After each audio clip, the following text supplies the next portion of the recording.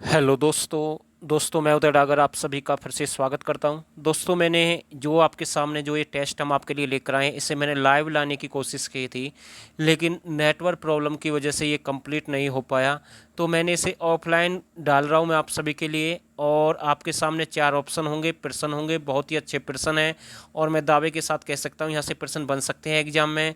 और आप ना एंड तक देखना और ये मुझे कमेंट करके बताना कि आपका कितना स्कोर है और आपने कितने परसेंट सही किए हैं और कितने सही नहीं हैं।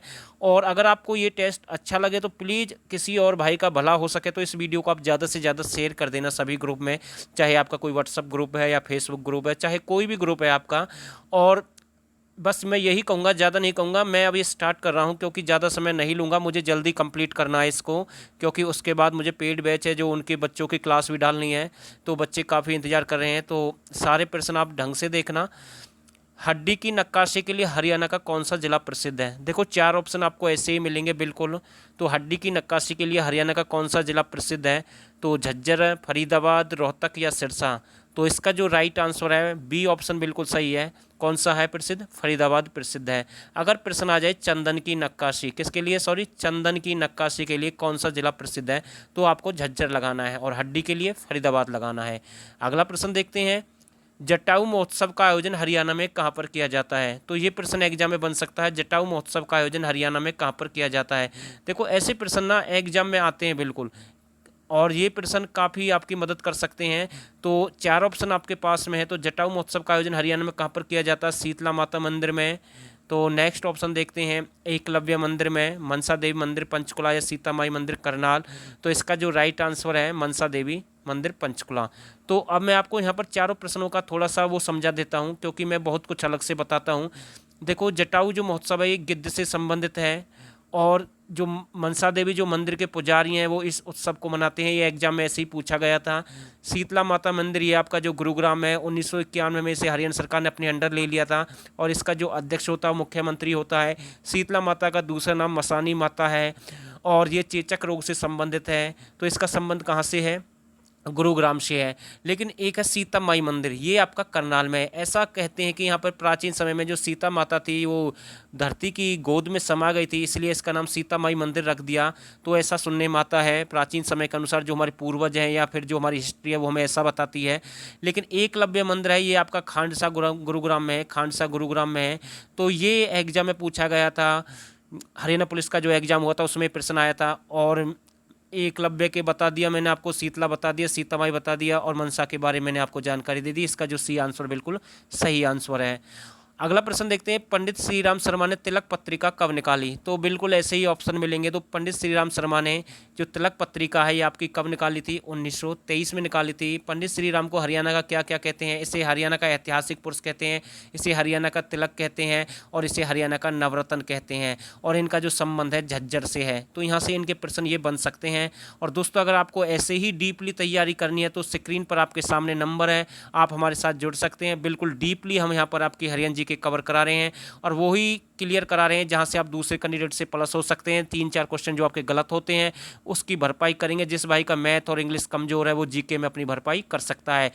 बिल्कुल 199 रुपये में पेड बैच है आपका, फुल कंप्लीट हरियाणा जी के पीडीएफ के साथ, ऑनलाइन टेस्ट और करंट अफेयर भी है हरियाणा की इसमें। तो जल्दी से सब्सक्राइब कर सकते हैं, स्क्रीन पर आपके सामने नंबर है, यहाँ से आप हमारे साथ जुड़ सकते हैं। अगला प्रश्न देखते हैं, हरियाणा का प्रसिद्ध प्राचीन ईंटों से बना हुआ मंदिर कौन सा है? तो 4 ऑप्शन आपके पास में, हरियाणा का प्राचीन जो ईंटों से बना हुआ मंदिर कौन सा है? कैथल है। तो ये कैथल में एकमात्र जो ईंटों से बना हुआ मंदिर है। तो ये प्रश्न एग्जाम में आ सकता है।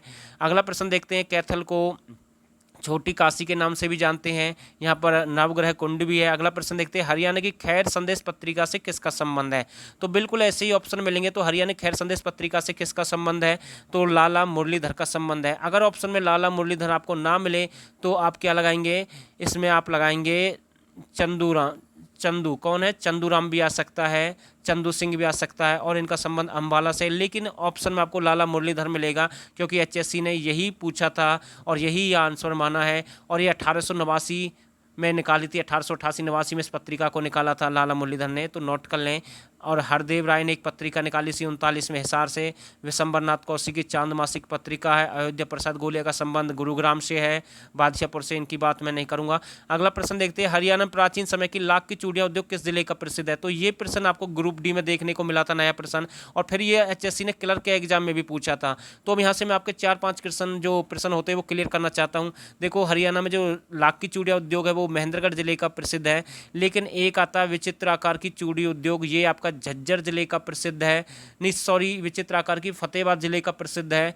और अगर आ जाए आसमानी रंग की, हरी रंग की, या फिर जो लाल रंग की चूड़ियाँ हैं, तो ये आपके भगवानपुर कुरुक्षेत्र से मिली हैं। या फिर आ जाए तांबे की चूड़ियाँ कहाँ से मिली है? भगवानपुर कुरुक्षेत्र से मिली हैं। और अगर पूछ ले कांच की चूड़ी उद्योग किस जिले का प्रसिद्ध है, तो ये आपका रोहतक का प्रसिद्ध है। तो बहुत ही सारे प्रश्न फिर से मैंने कवर कराए हैं। अगला प्रश्न देखते हैं, प्राचीन समय का ज्वालामुखी केंद्र किस स्थान को माना जाता है? हरियाणा में अरावली पहाड़ी क्षेत्र कहाँ पर है? तो मतलब जो प्राचीन समय का एक ज्वालामुखी केंद्र है किसे माना जाता है, और हरियाणा में एक अरावली पहाड़ी क्षेत्र में है, तो वो कौन सा ज्वालामुखी केंद्र है? तो मैं आपको बता दूं, महेंद्रगढ़ में है, अरावली पहाड़ी क्षेत्र में, और ढोसी की पहाड़ी से इसका संबंध है। किससे? ढोसी की पहाड़ी से इसका संबंध है। तो ऐसा कहा जाता है यहाँ पर एक प्राचीन समय का एक प्रसिद्ध ज्वालामुखी था, लेकिन 150-200 वर्ष तक अभी तक यहाँ पर कोई ऐसी घटना नहीं घटी है, उससे पहले की घटना घट चुकी है। अगला प्रश्न देखते हैं, प्राचीन समय का सल्तनत काल का सबसे छोटा इक्ता हरियाणा का कौन सा शहर था?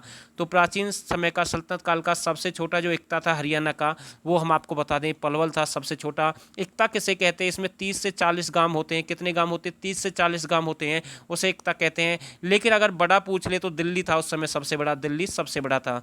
तो ध्यान देना भाई, इक्ता भी पूछ सकता किसे कहते हैं? 30-40 गांवों का छोटा सा समूह, उसे इक्ता कहते हैं। अगला प्रश्न देखते हैं, हरियाणा का शिरोमणि कवि किसे कहते हैं? देखो, इसका जो बाजे भगत हैं, पंडित मांगेराम है, दीपचंद बहमन है, पंडित लक्ष्मीचंद है। ये आप देख पा रहे हैं, इनमें से सारे के जितने भी हैं इनका संबंध कहाँ से है? सभी का सोनीपत से है। लेकिन यहाँ से शिरोमणि कवि पूछा गया तो पंडित मांगेराम को क्या कहते हैं? शिरोमणि कवि कहते हैं। बाजे भगत नहीं है इसमें बिल्कुल भी। दीपचंद बहमन को हरियाणा का कालिदास कहते हैं, पंडित लक्ष्मीचंद को हरियाणा का सूर्य कवि कहते हैं। और इन सभी का संबंध कहाँ से है? इनका सभी का संबंध सोनीपत से है। अगला प्रश्न देखते हैं, 1857 में दी गई फांसी का वर्णन किस पत्रिका में है? तो 4 ऑप्शन आपके पास में है। खैर संदेश पत्रिका भी कह सकते हैं, या फिर हरियाणा तलक पत्रिका भी कह सकते हैं, आज़ाद पत्रिका भी कह सकते हैं, चांद मासिक पत्रिका भी कह सकते हैं। क्योंकि कुछ भी कह सकते हैं, लेकिन जो इसका सही आंसर है ना, जो 1857 की जो फांसी का वर्णन किस पत्रिका में देखने को मिलता है? चांद मासिक पत्रिका में मिलता है। और ये जो पत्रिका 1857 की क्रांति से है, और किसने निकाली था इस पत्रिका को? विशंबरनाथ कौशिक ने निकाला था। कहाँ से निकाला था? अंबाला से निकाला था। तो बिल्कुल डीपली पढ़ लें भाई, इसलिए हम आपसे कहते हैं पेड बैच ज्वाइन कर लें हमारा। यहाँ से हम बिल्कुल एक नंबर आपका कवर कराएंगे और आपका सिलेक्शन निकाल कर देंगे। हमने क्लर्क भर्ती में भी सिलेक्शन निकाला है, क्योंकि हमारा जो काम है वो बिल्कुल डीपली कराना है, ताकि आपका कोई नंबर मिस ना हो। अगला प्रश्न देखते हैं, अंबाला में किस प्रकार की व्यक्ति ने बम फैक्ट्री की स्थापना की? तो अंबाला का कौन सा प्रमुख व्यक्ति था जिसने बम फैक्ट्री की स्थापना की? देखो, यहाँ पर उस व्यक्ति का नाम नहीं दिया। पंडित जो वैद्य लेखराम था, एक कौन था? वैद्य लेखराम। कौन था? वैद्य लेखराम का नाम नहीं दिया गया है, लेकिन यहाँ पर एक दूसरे व्यक्ति का नाम दे दिया जो भी उनके साथ था। तो 4 ऑप्शन आपके पास में है, तो इसका जो राइट आंसर है यशपाल द्वारा। तो ये किसके द्वारा स्थापित की गई थी? यशपाल के द्वारा स्थापित की गई थी। अगर ये नहीं मिलेगा तो वैद्य लेखराम मिलेगा। तो ध्यान देना, दोनों भी मिल सकते हैं एक साथ में। अगला प्रश्न देखते हैं, चौधरी रहबर, ये मैंने इसके 4 ऑप्शन है, सॉरी। गलीचा उद्योग, दरी उद्योग किस जिले का प्रसिद्ध है? तो 4 ऑप्शन बिल्कुल है, इस पर मैं ज़्यादा समय नहीं लूँगा। गलीचा और जो दरी उद्योग है वो किस जिले का प्रसिद्ध है? अंबाला जिले का प्रसिद्ध है। तो बुनकरों का शहर किसे कहते हैं? पानीपत को कहते हैं। करनाल को एक ढाक नगरी के नाम से भी जानते हैं, सभी जानते हैं। सिरसा जो संतों की नगरी है, आप सभी जानते हैं। अगला प्रश्न देखते हैं, सिलाई उद्योग किस जिले का प्रसिद्ध है? तो बिल्कुल अच्छा प्रश्न है, एग्जाम में कई बार पूछा गया सिलाई उद्योग किस जिले का प्रसिद्ध है। तो इसका जो राइट आंसर है, सिलाई उद्योग किस जिले का प्रसिद्ध है, ये आपका अंबाला का प्रसिद्ध है। नेक्स्ट प्रश्न देखते हैं, हरियाणा का एकमात्र किराना तालाब किस जगह पर है? तो ये प्रश्न आपको बिल्कुल नया देखने को मिल सकता है एग्जाम में। हरियाणा का एकमात्र जो किराना तालाब किस जगह का प्रसिद्ध है? तो ये भिवानी में है। और एक स्थान है लोहारू। लोहारू कहाँ पर है? ये आपका भिवानी में। लेकिन प्रश्न आ सकता है 1857 की क्रांति का लोहारू से एक नेता कौन था? तो अमीनुद्दीन था। कौन थे? अमीनुद्दीन थे। लेकिन मैं आपको बता दूं, लोहारू के साथ साथ मेवात का भी पूछ सकता, तो मेवात से थे सदरुद्दीन। तो दोनों का एक से नाम है, ध्यान देना है। और लोहारू का तो पुराना नाम क्या था? लोहारूप। क्या था? लोहारूप था इसका। ये प्रश्न भी बन सकता है। हरियाणा कांग्रेस पत्रिका से किस प्रमुख व्यक्ति का संबंध है? तो हरियाणा कांग्रेस पत्रिका से किस प्रमुख व्यक्ति का संबंध है? पंडित नेकीराम शर्मा, बनारसी दास गुप्ता, बंसीलाल चौधरी, भजनलाल। तो इसका जो राइट आंसर है, किसका संबंध है, बनारसी दास गुप्ता का संबंध है। अगला प्रश्न देखते हैं, पंजाब क्लॉथ मिल हरियाणा में किस जिले के अंदर है। तो इस पर मैं ज़्यादा समय नहीं लूँगा, सिंपल प्रश्न है। तो इसका जो राइट आंसर है, ये भिवानी के अंदर है। तो भाई मैंने कहने के तो आपसे बोला कि 30 प्लस हम प्रश्न लेकर आए हैं, लेकिन मैं यकीन के साथ कह सकता हूँ कोई मैं 60-70 प्रश्न कम से कम करा के जाऊँगा इस वीडियो में। शीशगंज गुरुद्वारा हरियाणा में कहाँ पर है, तो ये प्रश्न देखने को मिल सकता है। तो ये आपका कहाँ पर है, अम्बाला में। शीश की अगर हम बात करें, शीशगंज गुरुद्वारा कहाँ पर है, अम्बाला में है। शीश महल आपका कहाँ पर है, फर्रुख नगर में है। शीशे वाली मस्जिद या कांच वाली मस्जिद आपकी कहाँ पर है, रोहतक में है। तो ध्यान देना है, जैसे कि 3 मंजिला लाल मस्जिद है, तीन मंजिला इमारत कहाँ पर है लाल मस्जिद की, वो आपकी सोनीपत में है। एक लाल मस्जिद रोहतक में है जो 1570 में अकबर अली ने बनवाई थी। एक लाल मस्जिद आपकी रोहतक में है जो 1939 में आसिफ अली ने बनाई थी। तो ये प्रश्न भी तीनों एक जैसे ही हैं। अगला प्रश्न देखते हैं, हरियाणा का सबसे कम वर्षा वाला दूसरा जिला कौन सा है। तो दूसरा जिला कौन सा है जिसमें सबसे कम वर्षा होती है। तो इसका जो राइट आंसर है, सिरसा। कौन सा है, सिरसा इसका सही आंसर होगा। अगला प्रश्न देखते हैं, हरियाणा में शीतकाल में होने वाली वर्षा किस स्थानीय नाम से जानी जाती है। तो जो शीतकाल में वर्षा होती है उसे किस स्थानीय नाम से जानते हैं। तो उसे मावट कहते हैं, जिसे माहौट बोलते हैं एक प्रकार से। तो उसे क्या कहते हैं, मावट कहते हैं। अगला प्रश्न देखते हैं, हरियाणा में चित्रकला का विकास सबसे अधिक किस शासनकाल में हुआ। तो 4 ऑप्शन आपके पास में। हरियाणा में जो चित्रकला का विकास सबसे अधिक किस काल में हुआ, तो रावों के शासनकाल में हुआ। कब हुआ, रावों के शासनकाल में हुआ। इंपॉर्टेंट प्रश्न है। और चित्रकला जितनी भी सबसे अधिक प्रसिद्ध थी वो रेवाड़ी जिले की प्रसिद्ध थी। यहाँ से प्रश्न कई बार बन सकते हैं। और हरियाणा में सबसे अधिक मूर्ति कला का भी विकास किस काल में हुआ है। तो इसका जो सही आंसर होगा, मूर्तिकला का जो सबसे अधिक विकास हुआ है वो गुप्त काल में हुआ। और जो चित्रकला सबसे पहले आई थी वो रेवाड़ी का एक स्कूल था, वहाँ पर इसे प्रसिद्ध किया गया सबसे पहले। और रेवाड़ी से रावों का संबंध है। अगला प्रश्न देखते हैं जो कि काफ़ी अच्छा प्रश्न है, हरियाणा का सरस्वती पुत्र किस व्यक्ति को कहा जाता है।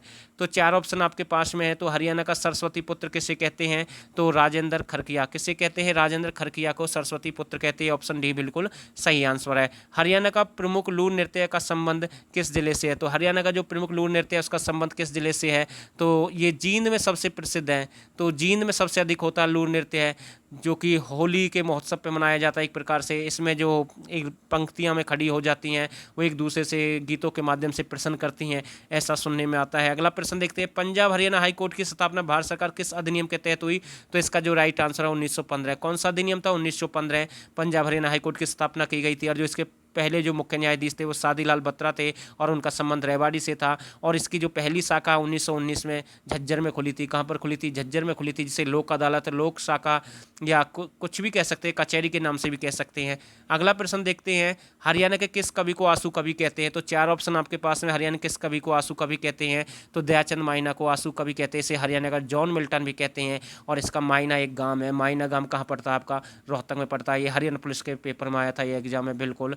और ये जो पानी पिया दे, ये सभी करमवीर फौजी का बताएंगे इस गाने को। लेकिन जो गाना है रागनी सबसे पहले इसी ने गाई थी। किसने, दयाचंद मायना ने। तो ध्यान देना, ये प्रश्न भी एग्जाम में आ सकता है।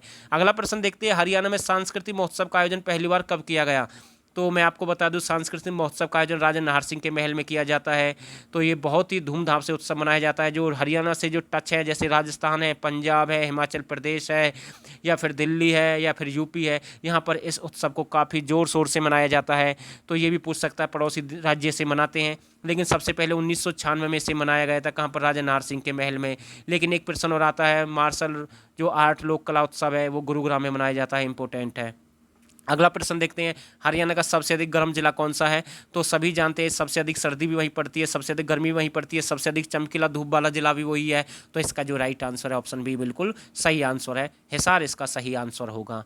तो दोस्तों बड़ी मेहनत करते हैं आपके लिए, और मैं फिर से कह रहा हूँ, जिसको हमारा साथ चाहिए, जिसको नौकरी चाहिए, जिसको बिल्कुल पूरे नंबर चाहिए, तो पेड बैच जरूर सब्सक्राइब कर दें। बड़ी मेहनत के साथ आपके कवर कराने हैं सारे प्रश्न। हरियाणा का प्रसिद्ध प्रताप पार्क किस जिले का है। तो ये क्लर्क के एग्जाम में प्रश्न पूछा गया था पार्क से संबंधित। कल आपको पार्क की ही एक वीडियो मिलेगी, बिल्कुल सारे पार्क कवर कराऊंगा इस वीडियो में।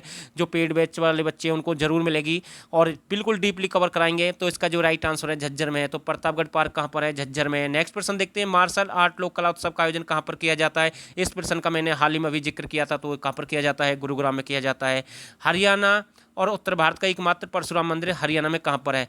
देखो, अगर प्रश्न आ जाए केवल परशुराम का मंदिर तो आपका यमुनानगर में। अगर प्रश्न आ जाए उत्तर भारत और हरियाणा का एकमात्र परशुराम मंदिर कहाँ पर है, ये आपका जींद में है। तो दोस्तों ये मैंने ऑनलाइन लेने की कोशिश की थी इस टेस्ट को, लेकिन नहीं हो पाया कामयाब। अगर आपको मैंने जैसे लिया अगर ऐसा ही अच्छा लगा तो मुझे कमेंट भी करना आपको कितने प्रश्न इसमें से आते थे। और मैंने वैसे तो बहुत सारे प्रश्न अलग से बताए हैं। और मैं फिर से कह रहा हूँ, जिसको नौकरी चाहिए, नोटिस जारी कर दिया सरकार के द्वारा, वो साइट पर भी नोटिस आ गया है, CS की जो साइट पर है वहाँ से जारी किया। बहुत सारी भर्ती आने वाली हैं, टेस्ट होने वाले हैं, पेपर कभी भी स्टार्ट हो सकते हैं, इसलिए हम बार बार कहते हैं अपनी तैयारी शुरू कर दें। और मैं फिर से कह रहा हूँ, जिसको नौकरी लेनी अच्छे से तैयारी करनी है जीके की, हरियाणा जीके का पेड बैच जरूर सब्सक्राइब कर लें। बिल्कुल डीपली कवर करा रहे हैं। मात्र एक बार आपको फीस देनी है 199 पे करना, फिर उसके बाद कोई पे नहीं करना। सारी फैसिलिटी आपको वहाँ पर बता दी जाएगी। और बस मैं इतनी ही जानकारी दूंगा। और दोस्तों आप सभी ने इस वीडियो को यहाँ तक देखा, आप सभी का बहुत बहुत धन्यवाद।